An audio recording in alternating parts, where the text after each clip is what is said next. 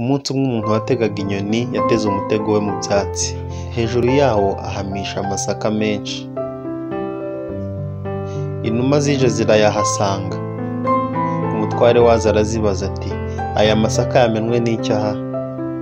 Nimube muretse kuyatora tubanze tujye inama. Izindi numa ziranga, ziherako ziramanuka, zikigera hasi zifatwa zose. Umutware wazo arazibwira ati, sinababujije mukanga?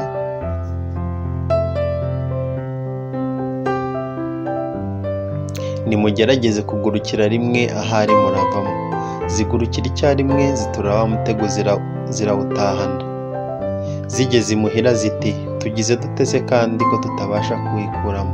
Umutware wazo ati, nimuze dusange umutware w'imbeba ahari yashobora kudukiza.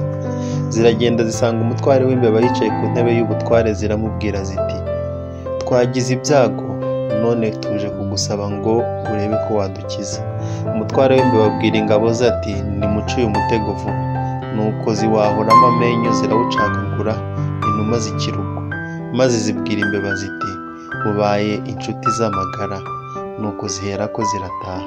Natwe rero twirinde gukorakora no gutwara ibitatugenewe, dukurikize inama z'abaturuta, kandi tujye twibuka gushimira abatugirira neza, baturinda kugwa mu mutego w'ibidutera amatsiko ashobora kudukururira ibyago.